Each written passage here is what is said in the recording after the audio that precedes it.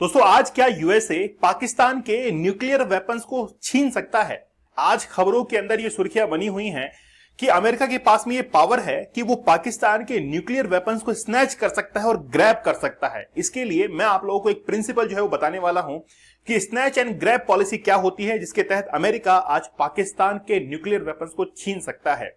Nuclear weapons का इस्तेमाल सबसे पहले अमेरिका ने जापान के ऊपर किया था 6 अगस्त 1945 और 9 अगस्त 1945 को, जिस समय हिरोशिमा और नागासाकी के ऊपर बॉम्ब गिराया गया था और लगभग दर्जनों, आप लोग मान सकते हैं कि लाखों की तादाद के अंदर लोग मारे गए थे। लिटिल बॉय और फैट मैन के नाम से वो दो बॉम्ब आज ये इस चीज का उदाहरण बन चुके हैं कि कोई एक देश दूसरे देश के ऊपर परमाणु हमला जो है वो कर सकता है। उसके बाद में अमेरिका और यूएसएसआर, रशिया के दोनों के बीच में यह होड़ मच गई थी कि आखिरकार कौन किसके ऊपर न्यूक्लियर अटैक करेगा। इसके लिए रशिया ने जो है वो क्यूबा के अंदर अपनी मिसाइलें तैनात कर दी और अमेरिका ने टर्की के अंदर अपनी मिसाइलें तैनात कर दी और दूसरे को दिखाया कि हम आपके ऊपर जो है वो मिसाइल से अटैक कर सकते हैं। लेकिन क्या हुआ, रिजल्ट क्या हुआ? यूएसएसआर जो था वो 15 देशों के अंदर टूट गया और उसके बाद में वो जो कोल्ड वॉर था वो खत्म हो गया। लेकिन क्या वाकई में आज अमेरिका के पास में ये पावर है कि वो पाकिस्तान के न्यूक्लियर वेपन्स को छीन सकता है? तो इसका जवाब है यस। हां, बिल्कुल, अमेरिका जो है वो आज पाकिस्तान के न्यूक्लियर वेपन्स को छीन सकता है। अमेरिका के पास में एक ऐसी टीम है जो कि ये ध्यान रखती है पूरे विश्व के अंदर कि कौन जो है वो न्यूक्लियर टेस्ट कर रहा है, लेकिन वो जो न्यूक्लियर टेस्ट कर रहा है उससे न्यूक्लियर वेपन्स जो है वो ही बनाए जाएंगे और न्यूक्लियर वेपन्स अगर किसी भी टेररिस्ट ऑर्गेनाइजेशन के हाथ में लगते हैं उससे पहले ही वो जो टीम है वहां पहुंचती है और उनको ग्रैब एंड स्नैच जो है वो कर लेती है। तो इस पॉलिसी के बारे में आज हम लोग पढ़ने वाले हैं।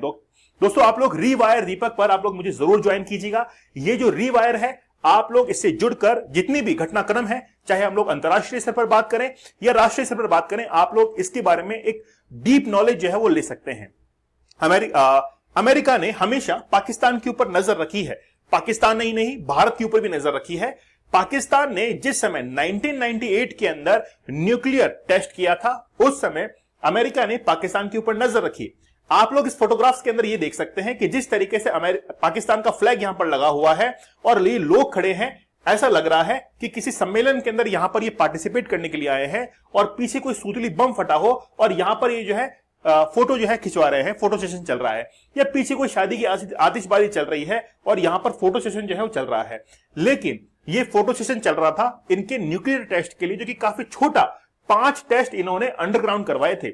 आप लोग यहां पर देख सकते हैं कि एक टनल पोर्टल जो है यहां पर बनाया गया है। टनल पोर्टल के अंदर इन्होंने टेस्ट करवाए। इसी के साथ में ये जो पहाड़ी है, इसी पहाड़ी के अंदर इन्होंने 28 मई को 1998 के अंदर ये टेस्ट कंडक्ट करवाए थे। ये पहाड़ी कहां पर है और अमेरिका ने जिस समय नजर रखी थी, तो अमेरिका ये मूवमेंट कैप्चर कर रहा था कि आखिरकार पाकिस्तान जो है वो किस तरीके से मूवमेंट कर रहा है। तो प्रोबेबल 30 मई 1998 को टेस्ट साइट पर जब अमेरिका के द्वारा सैटेलाइट इमेजेस ली गई, तो वहां पर कुछ हलचलें जो है वो इनको दिखाई दी। आप लोगों ने जॉन अब्राहम की एक फिल्म जो है परमाणु, उसको देखा होगा। उसके अंदर जिस समय न्यूक्लियर हम लोग टेस्ट कर रहे थे, उस समय अमेरिका के जो सैटेलाइट्स थे वो नजर रख रहे थे कि क्या हलचलें चल रही है।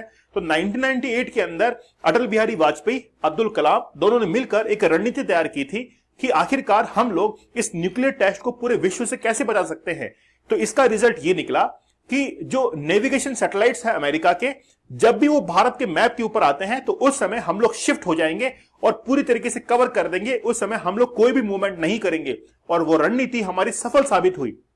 ये जो रणनीति थी, इससे पहले पाकिस्तान ने जो है इसी रणनीति को जो है अपनाया था कि वो लोग भी कुछ ऐसा ही कर रहे थे कि जिस समय वो न्यूक्लियर टेस्ट करे या जिस साइट पर वो काम कर रहे थे, उस समय कोई भी मूवमेंट इनका कैप्चर नहीं हो रहा था और उसके बाद में या फिर टनल के अंदर जो है ये एक्सपेरिमेंट कर रहे थे। आप देखेंगे कि जो बलूचिस्तान वाला एरिया है उसमें एक जो है पूरा का पूरा एक प्रोविंस है जिसका नाम है चेगाई। तो चेगाई जो है यहां पर एक प्रोविंस है, यहां पर ही रासको जो है वो पहाड़ियां हैं। इन्हीं पहाड़ियों के अंदर वो न्यूक्लियर टेस्ट किया गया था और इसका कोड नेम जो है वो चेगाई फर्स्ट रखा गया था और अंडरग्राउंड न्यूक्लियर टेस्ट पाकिस्तान के द्वारा किया गया था 3:15 पर 28 मई 1998 को। The test were perform at Raskoh Hills in the Chagai. तो ये जो छेगाई है ये बेसिकली डिस्ट्रिक्ट है पाकिस्तान का, उसी के अंदर छेगाई की पहाड़ियां हैं, वहां पर ही छेगाई की पहाड़ियों के अंदर ही क्या किया गया था, बलूचिस्तान प्रोविंस के अंदर ये न्यूक्लियर टेस्ट किया गया था। इसको कंडेम किया था पूरे विश्व ने।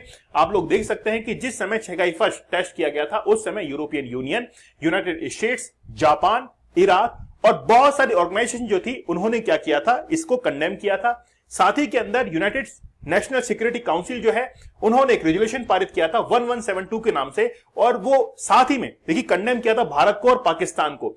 तो भारत ने जिस समय न्यूक्लियर टेस्ट किया तो पाकिस्तान को ये लग चुका था कि हमें भी कुछ करना चाहिए, और पाकिस्तान ने भी जो है वो न्यूक्लियर टेस्ट उसके फॉलोअप के अंदर जो है वो कर लिया था। तो from 1998 to 1999 the US held a series of talk with Pakistan to pursue them to become party to the comprehensive nuclear test ban treaty। तो पाकिस्तान को यह कहा कि जब आपने न्यूक्लियर टेस्ट कर ही लिया है तो आप लोग सीटीबीटी पे साइन कर दो, एनपीटी पर साइन कर दो। तो ये सीटीबीटी और एनपीटी क्या चीज है? सीटीबीटी को 1996 और एनपीटी को 1968 के अंदर जो है वो इफेक्ट के अंदर लाया गया था। जितने भी देश जिनके पास में न्यूक्लियर वेपन्स हैं वो इन ट्रीटी के ऊपर साइन करेंगे और आगे से कभी भी जो है वो न्यूक्लियर वेपन्स को ना तो एक्सपांड करेंगे और ना ही न्यूक्लियर टेस्ट करेंगे। दोनों ट्रीटीज के अंदर ये साइन करने के लिए पाकिस्तान को कहा गया, लेकिन ना तो पाकिस्तान ने और ना ही भारत ने जो है इस ट्रीटी के ऊपर साइन किया। अब बात यह है कि क्या अमेरिका वाकई में पाकिस्तान के न्यूक्लियर वेपन्स को छीन सकता है? लेकिन आखिरकार छीनेगा क्यों स्नैच करेगा? इसके पीछे सबसे बड़ा रीजन है ये कंपाउंड। इस कंपाउंड को आप लोग देखिए, ये कंपाउंड है ओसामा बिन लादेन का। ओसामा बिन लादेन जो कि पाकिस्तान के एबटाबाद के अंदर पाया गया था, जिस समय वो अपने ही कंपाउंड की कॉरिडोर के अंदर घूमा करता था तो 6 फीट हाइट, मतलब 6 फीट से अधिक हाइट की एक परछाई जो है वो उनको दिखाई पड़ती थी, और इसी के आधार पर, इसी के बेसिस पर उन्होंने आइडेंटिफाई किया था कि यहां पर कोई ऐसा आदमी है जिसकी हाइट 6 फीट से अधिक है और वो रोजाना इस कंपाउंड के अंदर चक्कर लगाता है। इस कंपाउंड की जो दीवारें थी वो इतनी ऊंची थी कि कोई भी बाहरी व्यक्ति जो है वो यहां पर घूम नहीं सकता है। ना तो यहां पर मोबाइल फोन या फिर किसी भी जो केबल कनेक्शन है या इंटरनेट कनेक्शन है उसका इस्तेमाल नहीं होता था। तो आज अमेरिका को यह डर है कि जिस तरीके से अमेरिका के ऊपर ओसामा बिन लादेन ने हमला किया था और फिर अमेरिका ने 2011 के अंदर इसका बदला भी लिया, अमेरिका को इसी बात का डर है कि आज न्यूक्लियर वेपन पाकिस्तान के अंदर जो रखे हुए हैं 172, अगर वो आज आतंकवादियों के हाथ लगते हैं तो वो पूरे विश्व के अंदर जो है वो अटैक कर सकते हैं, वो धमकी दे सकते हैं। इसलिए अमेरिका ये कहता है कि हमारे पास में एक पॉलिसी है और उस पॉलिसी का नाम है snatch and grab. Snatch and grab policy के तहत ही पाकिस्तान के हथियार जो है वो यूएसए छीन सकता है। लेकिन क्या ये प्रैक्टिकली पॉसिबल है?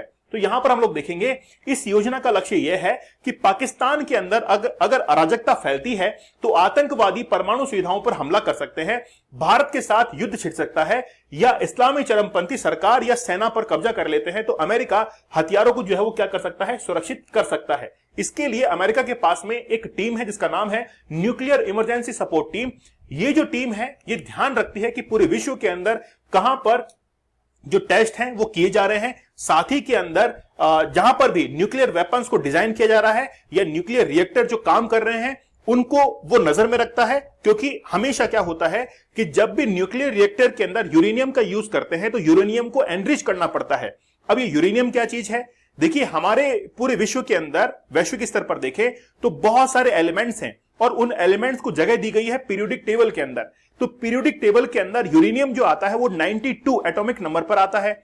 अगर यूरेनियम का हम लोग को यूज करना है न्यूक्लियर वेपन्स के अंदर तो सबसे पहले हमको न्यूक्लियर रिएक्टर में उसको पहुंचाना पड़ेगा, और न्यूक्लियर रिएक्टर में पहुंचने के बाद उसको एनरिच किया जाता है ताकि अब उसको न्यूक्लियर वेपन्स में यूज कर सके।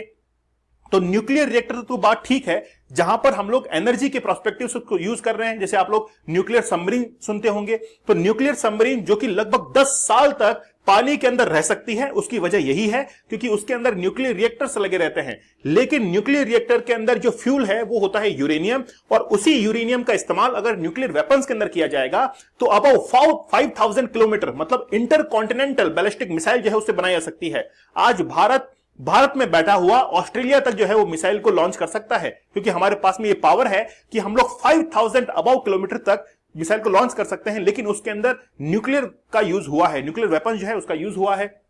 इसीलिए अमेरिका के पास में आज एक टीम है जो कि इस चीज के लिए काम करती है कि वाकई में अगर आज वो हथियार आतंकवादियों के हाथ लगते हैं तो अमेरिका उनको स्नैच एंड ग्रैब पॉलिसी के तहत कहीं ना कहीं जो है वो पाकिस्तान से छीन सकती है। तो वाकई में आज ये पॉसिबल है और प्रैक्टिकली पॉसिबल है कि पाकिस्तान से न्यूक्लियर वेपन जो है वो छीने जा सकते हैं। आप लोगों का क्या विचार है मुझे आप लोग कमेंट सेक्शन में जरूर बताइएगा। ये चैनल आपका है, आप इसको जरूर सब्सक्राइब कीजिएगा। लेक्चर पसंद आया हो तो लेक्चर को लाइक और शेयर जरूर कीजिएगा।